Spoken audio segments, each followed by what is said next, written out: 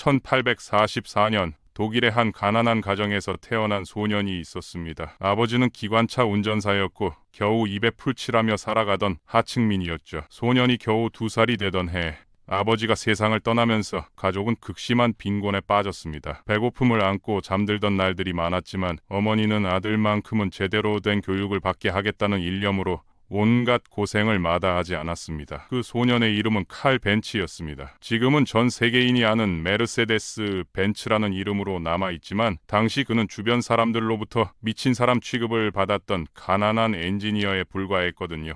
그가 꿈꾼 것은 단순했습니다. 말이 끌지 않아도 스스로 움직이는 마차를 만드는 것이었죠. 하지만 그 단순한 꿈은 수십 년간의 실패와 비웃음, 파산 위기를 견뎌내야 하는 험난한 여정이었습니다. 더 놀라운 건 이 회사가 결국 세계 최고의 자동차 브랜드가 되었지만 그 과정에서 나치의 전쟁 기계가 되어 수만 명의 강제 노동자들을 착취했다는 어두운 과거를 가지고 있다는 점입니다. 오늘은 메르세데스 벤츠와 그 창업자 칼 벤츠의 이야기, 그리고 한 자동차 회사가 어떻게 천국과 지옥을 오갔는지에 대한 이야기입니다. 칼 벤츠가 15세가 되었을 때 그는 아버지의 뒤를 따라 카를스루해 대학교 기계공학과 입학시험에 도전했습니다. 다행히 합격한 그는 그곳에서 인생의 멘토를 만나게 되는데 바로 페르디난트 레텐바허 교수였습니다. 레텐바허는 당시 독일에서 기계공학을 단순한 작업장 기술이 아닌 하나의 과학으로 격상시킨 선구자였거든요. 그는 칼에게 중요한 통찰을 심어주었습니다. 당시 기차와 배에 널리 쓰이던 증기기관이 곧 시대에 뒤떨어질 것이며 완전히 새로운 동력원이 필요하다는 생각이었죠. 자전거를 즐겨 타던 칼은 자연스럽게 자전거에 엔진을 달 수 있지 않을까 하는 상상을 시작했습니다. 물론 그 무렵 이미 많은 엔지니어들이 자체 추진 차량을 만들려고 시도하고 있었어요. 일부는 성공하기도 했지만 대부분은 증기기관을 기반으로 한 것들이었고 실용성이 떨어졌죠. 칼은 레텐바허 교수의 가르침을 떠올리며 완전히 다른 접근이 필요하다는 걸 깨달았습니다. 주변 사람들이 그의 비전을 비웃었지만 그는 언젠가 자신이 옳았다는 걸 증명할 수 있다고 믿었습니다. 19세에 카를스루헤를 졸업한 칼은 이후 7년간 여러 엔지니어링 회사를 전전했습니다. 어디에서도 제대로 정착하지 못했지만 그는 그 과정에서 배운 모든 것을 활용해 1871년 27세의 나이로 자신의 사업을 시작했습니다. 아우구스트 리터라는 기계공과 함께 마나임의 철 주조소와 기계 작업장을 열었죠. 칼은 자동차 개발이라는 부업 프로젝트를 계속하고 싶었기 때문에 사업 운영할 파트너가 필요하다고 생각했던 겁니다. 하지만 리터는 신뢰할 수 없는 사람으로 드러났습니다. 지방 당국이 그들의 도구를 압수하면서 회사는 첫 해부터 엄청난 위기에 빠졌죠. 그때 칼에게 구원의 손길을 내민 사람이 바로 베르타 링거였습니다. 부유한 집안에서 자란 베르타는 약혼자인 칼의 노력이 무능한 파트너 때문에 낭비되는 걸 참을 수 없었거든요. 그녀는 자신의 지참금을 써서 리터의 지분을 모두 사들였고 덕분에 칼과 베르타는 사업을 완전히 장악할 수 있었습니다. 두 사람은 힘을 합쳐 사업을 다시 일으켜 세웠고 향후 10년간 회사를 유지해 나갔습니다. 이 기간 동안 칼은 놀라운 천재성을 발휘했습니다. 1879년에는 가솔린 2 행정 엔진을 개발했고 엔진 속도 조절 시스템, 점화 플러그, 기화기, 클러치, 기어 변속기, 순행 라디에이터 같은 혁신적인 발명품들의 특허를 연이어 취득했습니다. 이 발명들 덕분에 칼은 무마차라는 꿈에 한 걸음씩 다가갔을 뿐 아니라 사업을 통해 판매할 제품도 늘릴 수 있었죠. 그러나 사업은 그가 원하는 만큼 잘 되지 않았습니다. 생산 비용이 너무 올라가면서 은행이 법인 설립을 요구했고 칼은 다른 투자자들을 끌어들여야 했습니다. 결국 1882년 회사를 주식회사로 전환했는데 이 과정에서 칼은 회사 주식의 5%만 갖게 되었습니다. 더 나쁜 건 그의 아이디어가 더 이상 받아들여지지 않게 되었다는 점이었죠. 회사에 대한 발언권도 완전히 잃어버렸습니다. 좌절한 칼은 이듬해 자신이 세운 회사를 떠났습니다. 회사를 떠나는 건 큰 타격이었지만 실망은 오히려 칼의 결심을 더 굳건하게 만들었습니다. 오랫동안 자전거에 열정을 가졌던 그는 만하임에서 자전거 수리점을 운영하던 막스 로제와 프리드리히 비렐름을 만났습니다. 세 사람은 함께 벤츠앤씨를 설립하고 산업용 기계와 고정가 엔진 제조에 집중했죠. 이전 사업과 달리 이번엔 꽤 순조로웠습니다. 짧은 시간 안에 수익이 쏟아졌고 직원 25명을 둔 안정적인 회사가 되었습니다. 이제 벤츠는 마침내 평생의 꿈에 집중할 수 있었습니다. 마차에 모터를 추가하는 대신 모터를 중심으로 완전히 새로운 차량을 만드는 것이었죠. 자전거 기술을 활용해 그가 1885년에 만든 것은 많은 사람들이 최초의 진정한 자동차로 인정하는 벤츠 특허 모터바겐이었습니다. 이 인슨 차량에 3개의 와이어 휠을 단 3륜차였고 가솔린 4행정 1기통 엔진으로 구동되었습니다. 3분의 2마력으로 시속 약 11km를 낼 수 있었죠. 벤츠는 이것이 혁명적이라는 걸 알았습니다. 차량을 테스트하고 개선한 뒤 1886년 여름 대중에게 처음 선보였습니다. 하지만 반응은 엇갈렸죠. 일부는 감탄했지만 대부분은 회의적이었습니다. 많은 사람들은 차량이 폭발할까봐 두려워했고 주요 도로에서 운전하는 걸 원치 않았어요. 어떤 이들은 벤츠가 악마의 마차를 몰고 다닌다고 확신하기도 했습니다. 칼의 사업 파트너들도 별로 기뻐하지 않았습니다. 자동차에 대한 집착이 그를 일에서 멀어지게 만들었거든요. 파트너들은 이 발명품이 어떻게 유용할 수 있는지 이해할 수 없었습니다. 말보다 빠르지도 않고 쉽게 고장나고 연료도 떨어지는데 누가 사겠냐는 거였죠. 그럼에도 칼은 자신의 무마차가 미래라고 확신했고 1888년 판매용 자동차를 제조하기 시작했습니다. 세계 최초였습니다. 그의 가장 큰 지지자는 아내 베르타였습니다. 그녀는 종종 남편과 함께 작업장에 머물며 개선안을 제안했죠. 하지만 개선을 거듭해도 사람들은 여전히 회의적이었습니다. 자동차를 구매한 소수의 사람들조차 짧은 거리만 이동할 수 있었고 항상 정비사를 대동해야 했습니다. 게다가 가격이 너무 비싸서 부자들만 살 수 있었는데 그 부자들조차 너무 시끄럽고 지저분하다며 싫어했습니다. 칼은 자동차가 여기에 있다는 걸 세상에 확신시켜야 했습니다. 1888년 여름 어느 날 아침 베르타 벤츠는 칼이 아직 자고 있는 동안 아주 일찍 일어났습니다. 그녀는 두 아들을 데리고 남편의 차에 올라타 자동차 역사상 가장 중요한 여정 중 하나를 시작했죠. 목적지는 106km 떨어진 포르츠하임의 어머니 집이었습니다. 베르타는 남편에게도 경찰에게도 알리지 않았습니다. 알았다면 절대 허락하지 않았을 테니까요. 그 어떤 차나 자동차도 그렇게 긴 여행을 시도한 적이 없었지만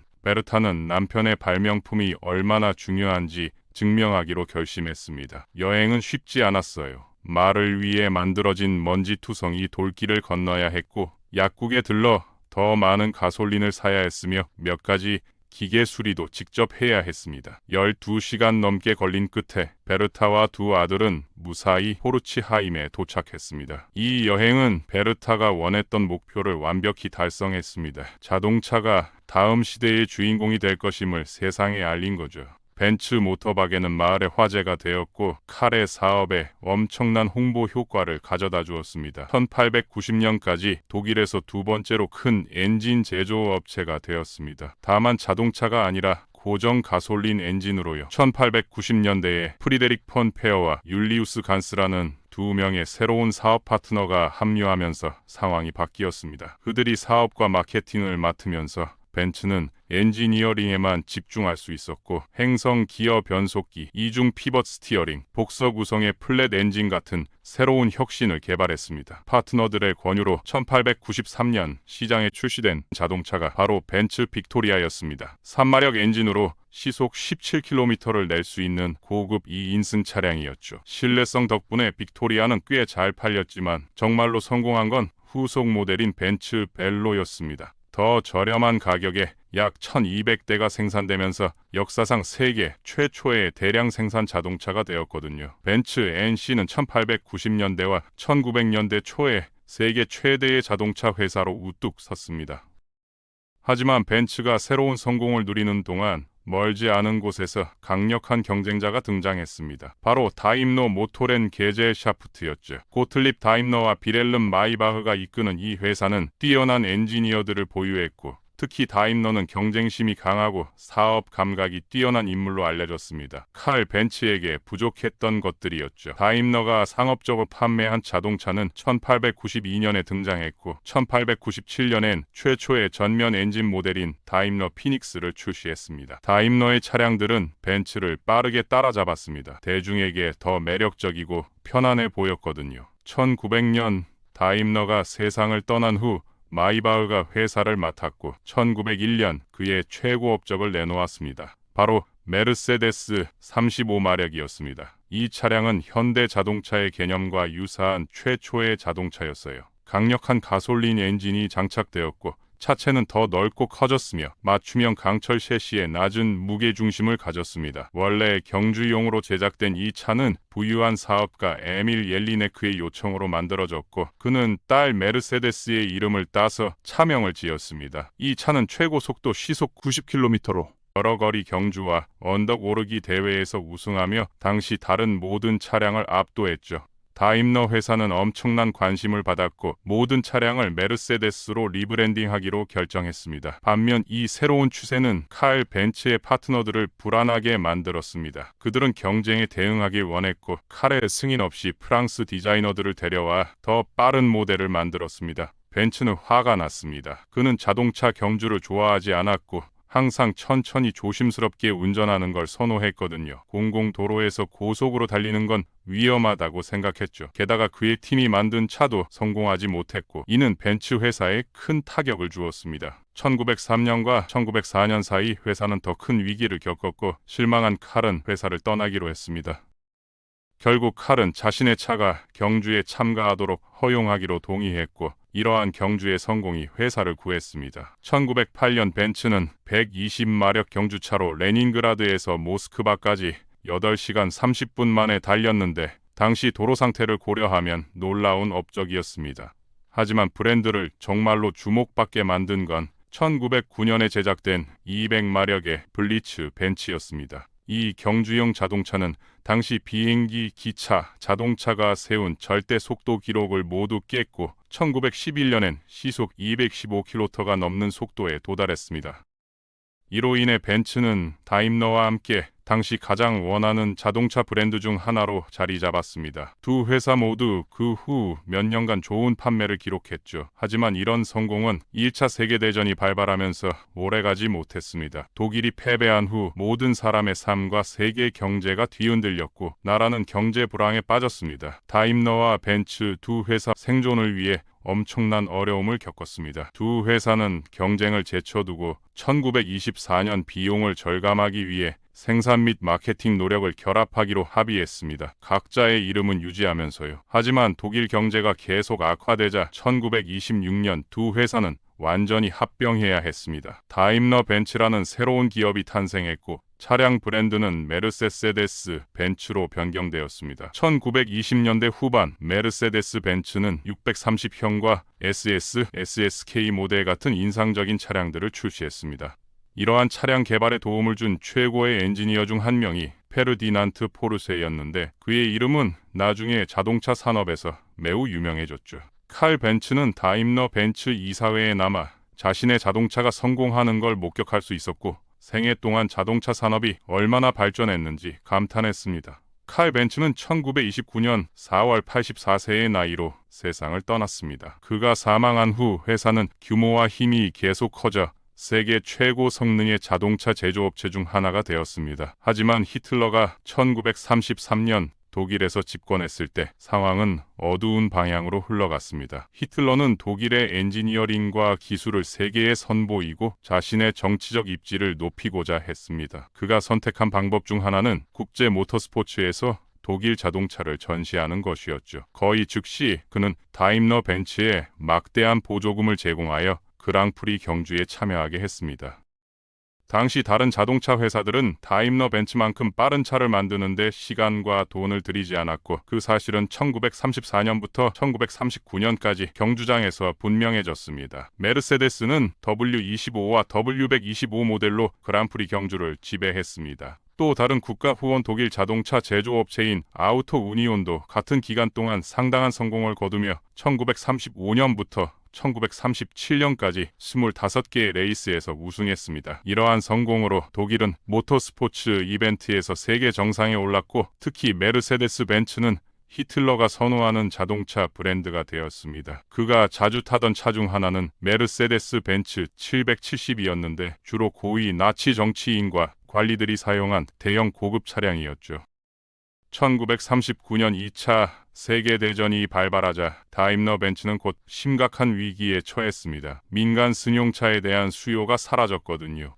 회사는 나치 군대를 위해 군용 차량, 잠수함, 탱크, 항공기 엔진을 제조하기 시작했습니다. 가장 큰 사업은 군용 트럭이었는데 1942년까지 3에서 6톤의 보급품을 운송할 수 있었습니다. 모든 자원이 전쟁 노력에 투입되었고 공공 차량 생산은 모두 중단되었습니다. 전쟁이 확대되면서 전체 노동력이 최전선에서 싸우고 있었기 때문에 다임러 벤츠는 증가된 군비 생산을 처리할 새로운 인력이 필요했습니다. 회사는 여성을 모집하기 시작했지만 여전히 수요를 충족하기에 충분하지 않았죠. 결국 회사는 강제 노동을 사용하기로 했습니다. 전쟁 포로들과 납치된 민간인들, 강제 수용소 수감자들이 공장 근처에 수용되어 독일인의 엄청난 압력 하에 장시간 일하도록 강요당했습니다. 이러한 노동자 대부분은 동유럽에서 왔으며 열악한 감옥 같은 환경에 막사 수용소에 갇혀 있었습니다. 많은 사람들이 심각한 영양실조, 학대, 고문으로 이 수용소에서 사망했습니다. 1944년까지 다임러 벤츠 직원의 거의 절반인 6만 3천 명이 강제 노동자였습니다.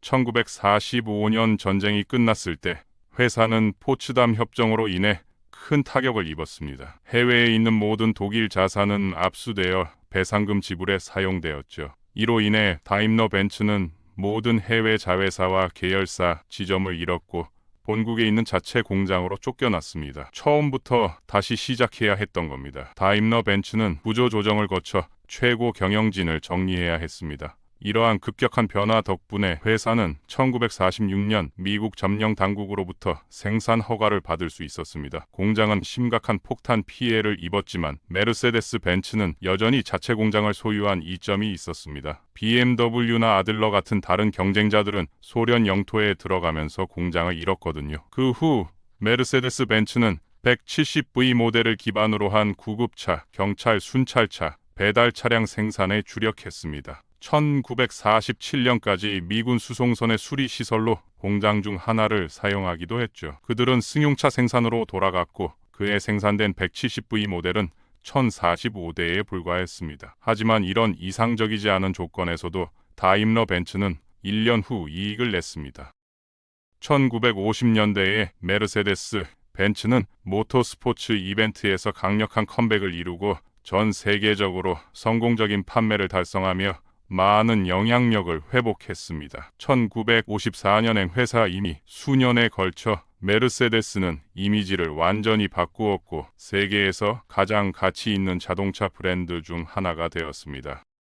하지만 이 모든 것은 칼 벤츠가 없었다면 불가능했을 겁니다. 겸손한 배경과 수많은 어려움, 끊임없는 비평에도 불구하고 자신의 꿈을 현실로 만들 용기와 결단력을 가진 사람이었죠. 그가 만든 최초의 자동차는 오늘날 우리가 타고 다니는 모든 차량의 시작점이었습니다. 그의 아내 베르타가 없었다면 그 누구도 자동차의 가능성을 믿지 않았을 것이고 칼의 꿈은 작업장 한 구석에서 먼지만 뒤집어 쓴 채 끝났을지도 모릅니다. 메르세데스 벤츠의 역사는 인간의 창의성과 결단력이 얼마나 위대한 것을 이룰 수 있는지 보여주는 동시에 그 위대함이 어떻게 어두운 목적에 악용될 수 있는지도 보여주는 거예요. 한 가난한 엔지니어의 꿈에서 시작해 세계를 바꾼 브랜드가 되었지만 그 과정에서 전쟁과 착취의 도구가 되기도 했던 역사죠. 오늘은 메르세데스 벤츠와 칼 벤츠에 대한 이야기였습니다.